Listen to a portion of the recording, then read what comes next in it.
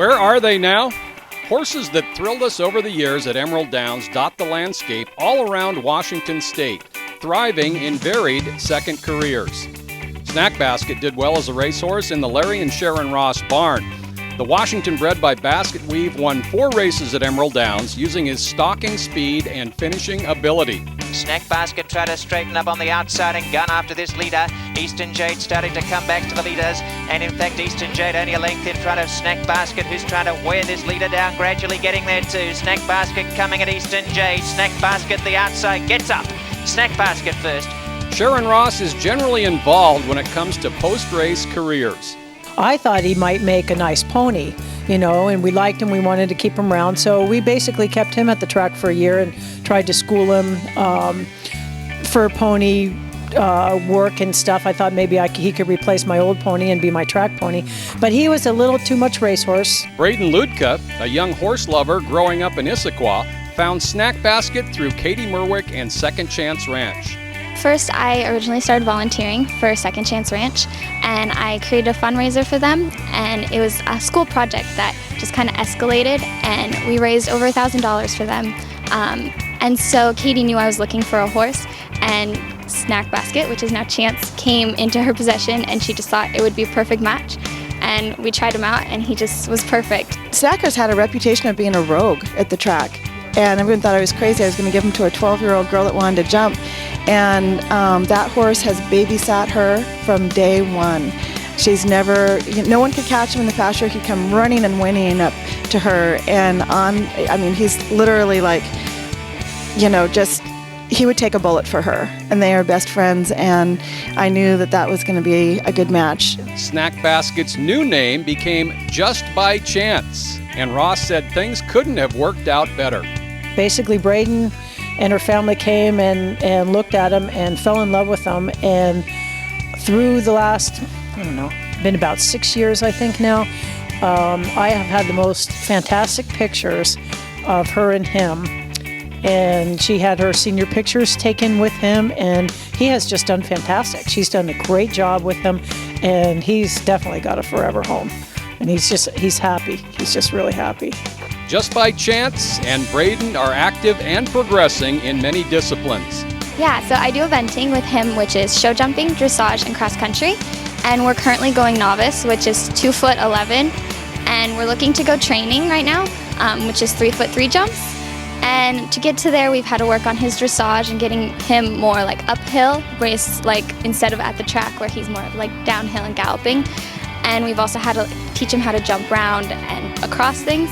And so that's been interesting, but he's definitely getting there, and we're getting better every day, and our training just keeps progressing.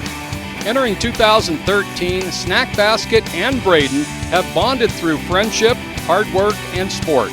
As you can see, Snackbasket has a close friend in Braden Ludka. He's definitely like my best friend. He's an awesome horse, and he's just always there for me.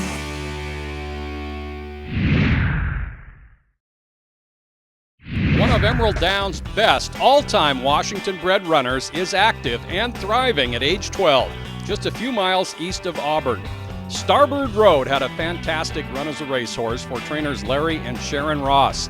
He won 12 races from ages 2 through 9, including 4 stakes. Starbird Road swept past Sabertooth, and it's Starbird Road coming away by a length to Sabertooth, a gap to Sluicide Cruise, and it's Starbird Road who's clearly the best sprinter of the meet, and Starbird Road going on to a big victory. Starbird Road wins the Chinook Pass 3 lengths to Sabertooth. That was a 6-furlong track record of 107 2/5 that stood for 3 years, and he's still co-holder of the Emerald track record at 5 furlongs, 55 2/5, just 1/5 off Chinook Pass's world record. He didn't race for 2 years, given plenty of time for recovery from successful stem cell surgery. Sharon Ross is proud he went out a winner in a route race, no less. He was a pretty special horse. He was a real good claim for Rick Beal, and right off the bat we knew he had talent. And so he had a few little breaks in his racing career, but once he got rolling, he was very fast, and Debbie Hoonan was fit him like a tee, and Had a great racing career. We did some stem cell on him after an injury. He came back and actually won his last 2 starts going long. Ross knew he wouldn't be the type to live a sedentary life. He was a horse that wanted to do something. He was sound. He has talent. He's been active since his retirement from the track, and Katie Merwick of Second Chance Ranch has been working to find his permanent home. She found that with horse lover Karen O'Brien, who boards him at Frankie Timmerman's Ross Sod Ranch in Hobart.